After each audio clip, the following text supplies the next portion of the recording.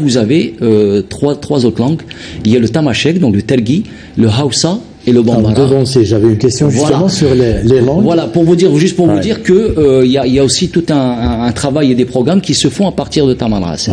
Il y a des émissions débat, donc des émissions géopolitiques très pointues, des émissions économiques aussi sur la géoéconomie, le sport, la géopolitique du sport par exemple, et voilà, des émissions culturelles et ça se passe comment? Ce sont des émissions qui vous ont été proposées ou ce sont vos propres propositions? Bon, comme l'a dit d'ailleurs le directeur, nous travaillons en équipe. Quand on parle d'équipe, c'est vraiment un nombre de personnes qui se regroupent et qui discutent par rapport vraiment, comme il l'a dit d'ailleurs, une jeunesse consciente, une équipe, vraiment une petite famille où on discute, on regarde les défis, les enjeux, les dangers aujourd'hui auxquels on fait face en tant qu'Africains, et puis on propose. Voilà, je dirais que c'est un travail d'équipe. C'est conformément aux attentes des auditeurs, bien sûr. Donc, ce sont vos propositions après avoir discuté de ce qui pourrait intéresser justement l'auditeur africain. Vous vouliez dire juste pour compléter ce qu'il a pu dire, par exemple, je suis un passionné de l'économie, etc., entrepreneuriat. J'interviens dans une émission qui me tient à cœur, qui est Eco-Sahel. Et à travers cette émission, nous proposons des solutions, nous discutons sur les impacts qui sont là. Mais ce qui nous tient à cœur à travers tout ça, c'est-à-dire que à travers nos émissions, c'est spécial. Pourquoi c'est spécial? Parce que nous sommes là en sachant les causes et les conséquences qui sont en Afrique, mais nous voulons une Afrique producteur et non consommatrice tous les jours. C'est ça, nous voulons l'éveil des consciences en disant, nous voulons des infrastructures en Afrique. Quel genre d'infrastructures en Afrique? Et quelles sont des infrastructures qui sont, par exemple, adaptées à tel et tel pays, etc. Donc, là, nous discutons parce qu'à travers une famille, différentes nationalités, chacun connaît les défis de son pays, etc. Mais à travers ça, nous allons nous rendre compte que nous avons des défis communs. Mais à travers ça, quelles sont les possibilités? Qu'est-ce que nous devons apporter économiquement en Afrique, etc. Donc, comme on a pu le dire, il y a plusieurs émissions et en tant que famille, nous asseyons, nous regardons les problèmes qui sont là, qu'est-ce que nous pouvons apporter, qu'est-ce qui est apporté, mais avec un but, une nouvelle conscience en Afrique, pour l'Afrique productrice. En tout cas, il y a matière, et puis avec l'enthousiasme de ces jeunes. Juste pour dire, pour rebondir sur ce que dit Samuel, c'est que les problèmes en Afrique se règlent par les Africains. En résumé, c'est ça, Samuel. Exactement. Personne ne va les régler à notre place. C'est à nous de les régler. Et puis, comme la nature a horreur du vide, on a été souvent contraint d'aller chercher l'information sur les autres médias, et ce sont des médias qui ne nous servent pas forcément. Bien sûr, surtout sur le plan culturel. Aujourd'hui, quand quelqu'un d'autre vient t'enseigner votre culture, c'est vraiment lamentable. Donc, Africa FM, comme le dit le slogan, la voix africaine. Les Africains qui s'adressent aux Africains. Pourquoi? Parce qu'il n'y a pas mieux. Personne ne peut nous raconter notre vie quotidienne, ce qu'on vit, ce qu'on mange, comment on danse, comment on s'élève. Il parle d'ailleurs de l'émission dans laquelle on parle des artistes. Récemment, on a parlé des Ghetto Quiz avec l'animatrice Amina. C'était vraiment bien parce que ces jeunes enfants orphelins qui, par leur talent, ont pu vraiment être reconnus dans le monde entier. Ils sont devenus des artistes et grâce à cela, ils ont pu payer leur éducation et puis financer des ONG caritatives, ainsi de suite. Donc l'Afrique a du potentiel, l'Afrique a du talent, mais il faut le faire savoir, il faut le faire entendre. Je crois que le temps est venu. Je crois vraiment que le temps est venu et ça se ressent en Afrique, ça bouge tout le temps. Mohamed Saïm, vous avez pris ce défi d'émettre 24 heures sur 24 et pourtant vous avez une équipe plus ou moins réduite, que vous allez peut-être le nombre de correspondants par exemple que vous avez. On a 11 correspondants de 9 pays. Donc au Niger on en a 2, Mali 2, donc ça fait une totalité de 9 correspondants, 11 correspondants de 9 pays. Ça se passe comment pour choisir ces correspondants? Il faut avoir un petit réseau, il faut connaître les gens. Donc c'est sur recommandation. Vous les sollicitez, vous les connaissez, et puis donc vous faites votre proposition. Est-ce qu'ils sont prêts à justement à travailler avec vous, à collaborer avec vous, à être le journaliste in situ pour apporter l'information? Oui, il y a tout un travail qui se fait derrière. Le gros du travail, c'est la rédaction de l'information, puisque non.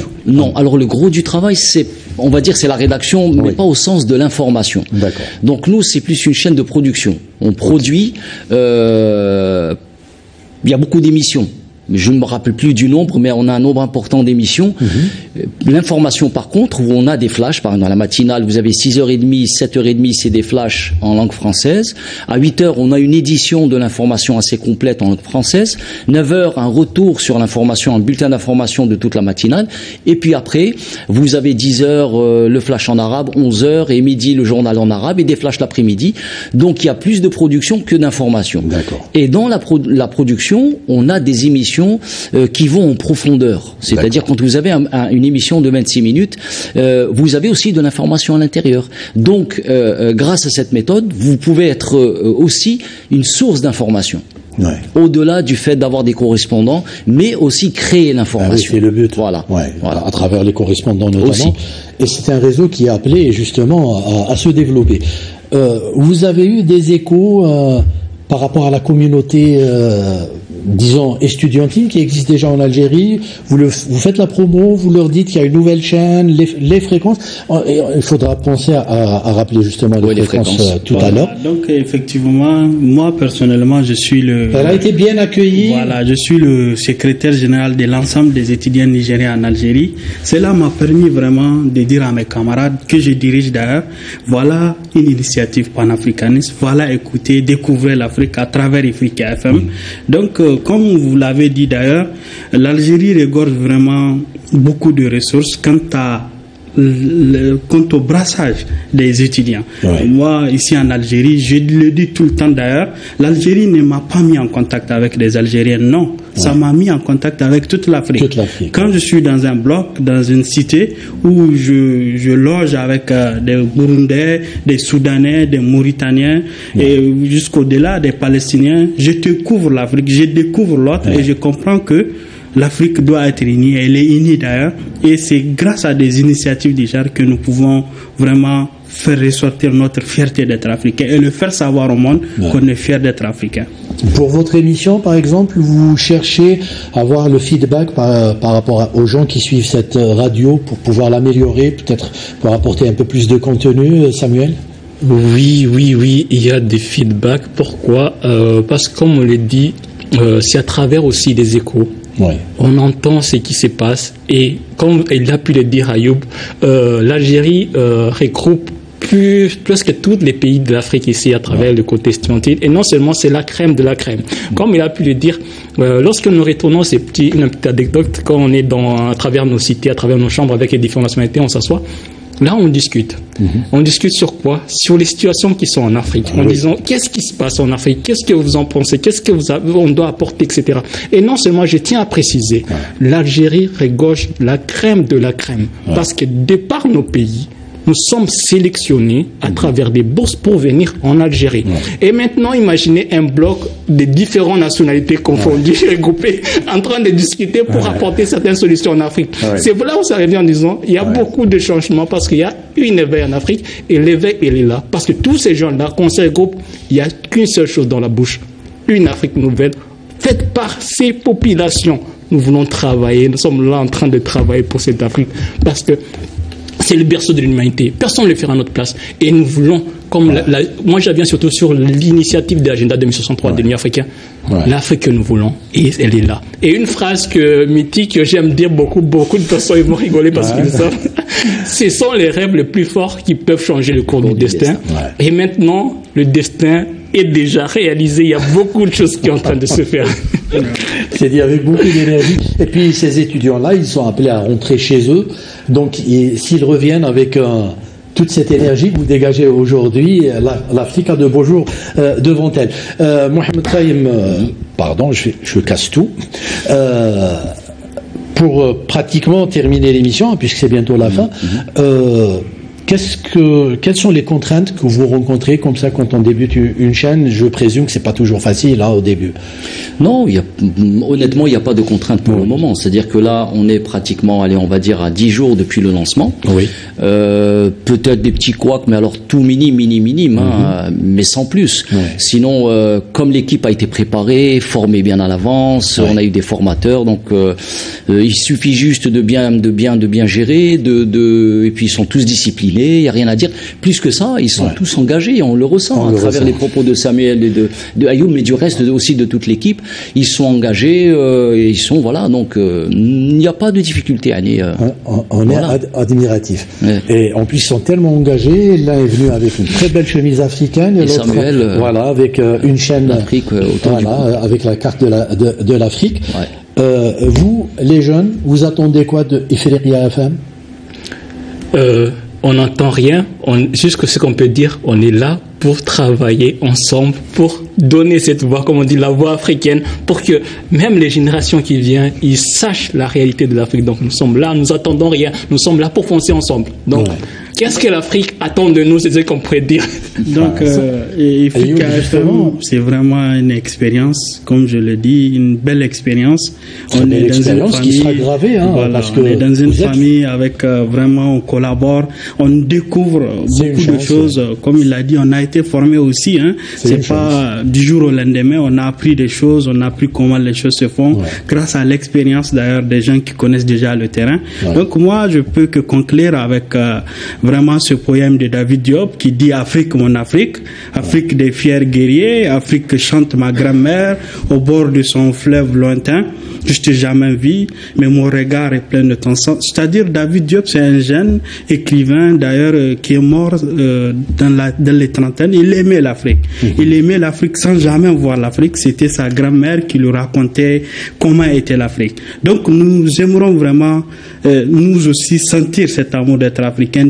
Pourquoi aller en Europe? Pourquoi être enseigné par des Européens de notre histoire si l'Afrique a été divisée lors de la conférence de Berlin sans que nos grands-parents soient. Aujourd'hui, ce n'est plus le cas. Il s'agit d'une jeunesse consciente, informée et qui connaît les défis et les déficits auxquels elle va faire face. Voilà, donc Ifriqiya FM nous donne cette possibilité de s'informer, d'être fier d'être africain et surtout de faire la promotion de l'Afrique. Et moi, je vais surtout finir par être jaloux de Mohamed Saïm d'avoir déjà à ses côtés. Mohamed Saïm, on parlait tout à l'heure dans l'un des reportages justement d'Afrique Mag de la nécessité de préserver cette diversité linguistique. Vous pouvez aussi apporter votre contribution dans ce domaine? Oui, c'est fait, c'est pris en charge d'ailleurs depuis le lancement. Donc c'est une chaîne qui aura 5 langues, donc le français, parce qu'il y a beaucoup, c'est une langue qui est très utilisée en Afrique, l'arabe aussi, le tamashek, donc le tergui, le hausa, le bambara, et on compte justement aller beaucoup plus loin, pourquoi pas le swahili, peut-être le wolof ou le peul, mais ça bon, c'est un travail qui va se faire peut-être à moyen terme, mais c'est une manière aussi de préserver ces langues. Voilà, donc on en discutait tout à l'heure avec Ayouba, peut-être on ira peut-être encore beaucoup plus loin, voir qu'il y a peut-être des langues que nous on ne connaît pas, que moi je ne connais pas. Il y a combien de langues? On a parlé, 2000 ou je sais plus combien. On a parlé de 2000 langues locales. Ouais, c'est énorme, c'est énorme. Ça, c'est un patrimoine, voilà, qu'il va falloir préserver. Et oui, Ifriqiya FM fera aussi un travail pour la préservation du patrimoine matériel, immatériel africain, que ce soit les langues ou autres. Très bien. Pour conclure, messieurs, qu'est-ce qu'on peut vous souhaiter? Samuel? Moi, j'aimerais lancer un appel à la jeunesse, c'est-à-dire que nous devons travailler pour cette Afrique que nous aimons. Comme l'initiative de l'agenda 2103 le dit, l'Afrique que nous voulons, c'est à nous de la faire. Donc du coup, faisons-le surtout avec joie, pas étant crispé. Il faut sourire, il faut être joyeux parce que c'est ça l'Afrique, c'est la joie, le berceau de l'humanité. Ayouba est un peu timide, mais on sent qu'aussi il dégage beaucoup d'énergie. Ayouba, qu'est-ce qu'on peut vous souhaiter? Bon, aujourd'hui, c'est vraiment que chacun vient mettre ses briques dans l'édifice. Nous, avec le directeur, avec tout le monde, on a lancé. Mais c'est un rêve qui continue encore. C'est grâce à chaque Africain de s'inspirer de cela, d'écouter et d'amener sa contribution dans la mesure du possible en écoutant. Donc j'appelle l'ensemble des Africains, où qu'ils soient, à l'aise dans tous les 4 points cardinaux de l'Afrique, d'être à l'écoute, d'écouter et d'encourager encore, parce que c'est un travail de l'Afrique. Quand on dit Afrique, c'est tout le monde. Donc c'est la chose de tout le monde. Voilà. C'est un nouveau combat. Hein. Nos parents et nos grands-parents se sont bien sacrifiés pour que nous puissions justement jouir de cette indépendance. À nous de conquérir une autre indépendance sur tous les plans culturels, économiques. Mohamed Saïm, mission quand même assez lourde qui vous attend. Assez lourde, mais je pense que vu comment on a commencé, moi je pense que tout est réalisable, tout est réalisable. Pourquoi? Quand vous sentez l'engagement justement de ces chroniqueurs, de Samuel, de Ayouba, de toute l'équipe, on se dit la force est là. Donc il faut avoir un peu de courage, continuer à travailler, il y a du travail à faire, on va le faire, et surtout qu'on le fait avec beaucoup de plaisir et beaucoup d'engagement, et c'est ce qui fait la force de Ifriqiya FM, la voix africaine.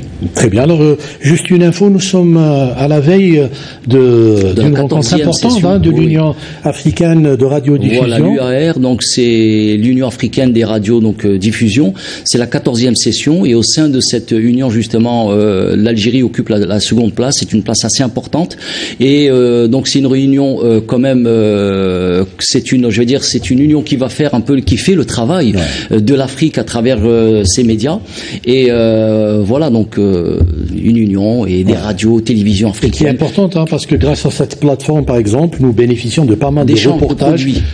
Pour alimenter ce magazine. Absolument, et c'est valable. Donc ça sera bien aussi pour Ifriqiya FM et toutes les radios, comme pour la télé. Donc proposer des produits et pouvoir bénéficier des produits et faire un échange de produits radiophoniques et donc au niveau de l'Afrique, un échange avec toutes les radios. Voilà. Messieurs, merci d'avoir accepté notre invitation. On vous dit bon vent, bon courage dans tout ce que vous faites. Vous revenez quand vous voulez. Moi, je sens que c'est une première, mais c'est pas la dernière, puisque j'aurai vraiment besoin de vous dans ce magazine. Vous allez m'épauler de temps en temps. On le fera. On le fera, sans hésiter. C'est une promesse que j'enregistrerai puisque l'image est là. Alors, faites attention, Mohamed Saïm. Merci beaucoup. Merci à vous de nous avoir suivis. On vous donne rendez-vous dans un autre numéro d'Afrique Mag. D'ici là, portez-vous bien. Salam.